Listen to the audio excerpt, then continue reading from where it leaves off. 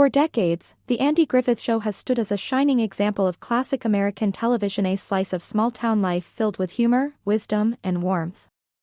The quaint streets of Mayberry, the wise and calm Sheriff Andy Taylor, the bumbling yet lovable Barney Fife, and the curious innocence of little Opie Taylor made this show an enduring favorite. But even in a town as picture-perfect as Mayberry, things weren't always as flawless as they seemed.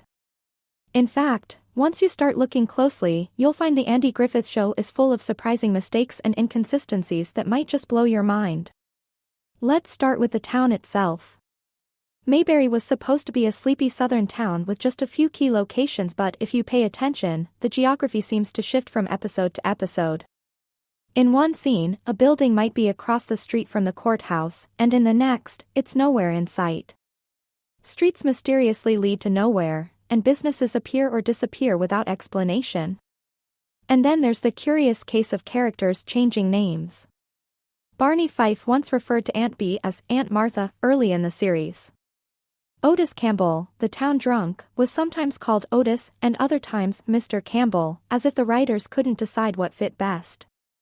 Even Andy himself referred to his own last name inconsistently. In the very first episode he calls himself Andy Taylor, but his son Opie refers to him as Mr. Griffith.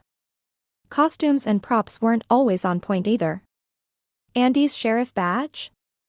It changed shapes and numbers throughout the series. His uniform sometimes included a tie, sometimes didn't. The police car that he drove, a Ford Galaxy, would occasionally switch models from scene to scene, and in some cases, damage to the car would mysteriously vanish a few moments later. Classic TV magic, or just a quick production fix?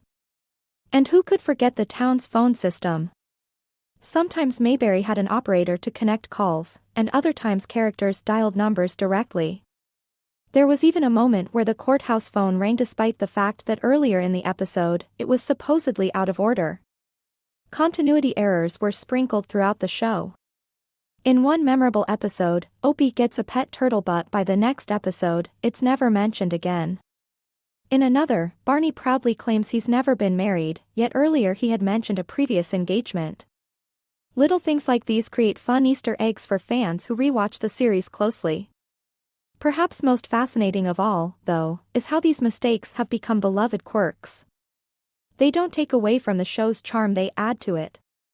They remind us that behind the timeless scenes and heartfelt messages was a team of writers, actors, and crew simply doing their best to create something meaningful with the tools they had.